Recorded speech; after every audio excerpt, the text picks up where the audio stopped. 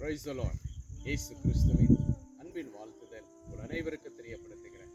இன்று இயேசப்பா நம்மோடு என்ன பேசுகிறார் என்று நாம் பார்க்க போகிறோம். நீதிமொழிகள் 5ஆம் அதிகாரம் 7ஆம் வசனம். பிள்ளைகளே, இப்பொழுது எனக்கு செவி கொடுங்கள், என் வாழ்வின் வசனங்களை விட்டு நீங்காத இருங்கள். ஆம், விசுவாசத்தில் வாழ்ந்திருக்கிற தெய்வ பிள்ளைகளே, கர்த்தருடைய வார்த்தைக்கு நம்ம செவி கொடுக்கணும். அவருடைய வார்த்தையை நம்ம வைத்துக் கொள்ளணும். நம்ம எங்கே போனாலும் வந்தாலும் ஆண்டவருடைய சமூகத்தில் நம்ம ஜெபித்து கர்த்தருடைய வார்த்தை நமக்குள்ள காணப்படணும். அப்பொழுது நம்ம கர்த்தருடைய வார்த்தையில கடந்து போகும் பொழுது கர்த்தர் நமக்கு கொடுக்கிற ஆசீர்வாதம் பெரிதாய் காணப்படுகிறதா இருக்கிறது.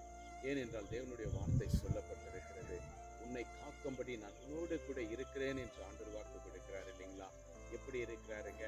அவருடைய வார்த்தையை நம்ம விசுவாசித்து நம்ம இதயத்துல வைத்து நம்பி விசுவாசிக்கும் பொழுது கர்த்தர் நம்மோடு கூட இருக்கிறவராக இருக்கிறார். இஸ்ரவேல் ஜனங்கள் பாருங்க, தேவனுடைய வார்த்தைக்கு கீழ்ப்படியாத போகும் பொழுது தன்னுடைய எல்லாவற்றையும் இழந்து போறாங்க.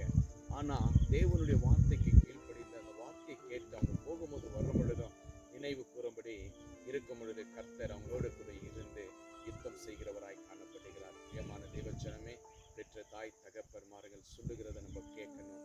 பெரியங்க ஒரு நல்ல தேவ ஆவிக்குரிய தேவ பாத்திரங்கள் சொல்லும் பொழுது நம்ம அந்த வார்த்தைக்கு கீழ்ப்படியணும். நம்ம சபைக்கு போகிறோம், ஊழியர்கள் சொல்றாங்க, நம்ம வேதம் வாசிக்கிறோம், அந்த வார்த்தையில கர்த்தர் பேசுவார், ஜெபிப்போம், கர்த்தரோடு நம்ம பேசுவோம். இப்படி நம்ம கர்த்தருடைய வார்த்தையில நம்ம இருக்கும் பொழுது, அவருக்கு செவி கொடுக்கும் பொழுது கர்த்தர் நமக்கு துணையா நிற்கிறவராய் காணப்படுகிறார். அப்போ நம்ம எது செய்தாலும் அவருடைய நாமத்தின் நிமித்தமா செய்யும் பொழுது அவர் நமக்குள்ள காணப்படுகிறார். அதற்கு நமக்கு என்ன தேவை என்றால் அவருக்கு நம்ம செவி கொடுக்கணும். அவருடைய வார்த்தையை நம்ம இதயத்துல எப்பொழுது வைக்கணும். கர்த்தர் நமக்கு என்ன செஞ்சார், ஏசப்பா என்ன சொல்லி இருக்கிறார், நம்ம எதை பண்ணணும், என்ன செய்யணும் என்பதை கர்த்தரிடத்துல ஒவ்வொரு நாளும் நம்ம கேட்கும் பொழுது கர்த்தர் நமக்கு கிடைக்கிற தேவ பாத்திரமாய் காணப்படுகிறார். பிரியமான விசுவாசத்துல வாழ்ந்திருக்கிற தேவ பிள்ளைகளே, இன்றே பெற்ற தாய் தகப்பனுக்கு கீழ்ப்படிங்க, ஊழியக்காரர்களுக்கு கீழ்ப்படிங்க, வேதத்துக்கு முக்கியமாக கர்த்தருடைய சமூகத்துல கீழ்ப்படிங்க, அவருடைய வார்த்தையை விசுவாசித்து கீழ்ப்படிங்க. கர்த்தர் பெரிய காரியத்தை செய்வார். விசுவாசிங்க. நாம் ஜெபிக்கலாம். அன்புள்ள நல்ல பிதாவே, அருமையான இந்த நல்ல வேலைக்காய் ஸ்தோத்திரம்.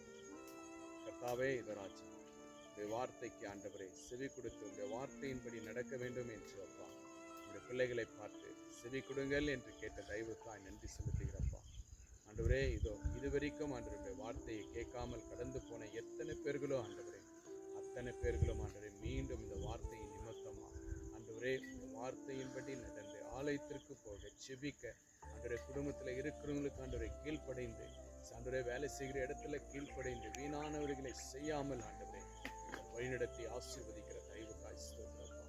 இப்பொழுதே ஆண்டவரே உடைய வார்த்தைக்கு கீழ்ப்படிந்து நடக்க வேண்டும் என்று விசுவாசிக்கிற ஜெபிக்கிற ஒவ்வொரு பிள்ளைகளுடைய வாழ்க்கையிலும் நீங்கள் நன்மையும் அற்புதத்தையும் செய்து உடைய வார்த்தையுடைய பிள்ளைகளை தேற்றி ஆற்றி பலப்படுத்தும்படி இயேசுவின் நாமத்தினால் ஆசீர்வதிக்கிறார்.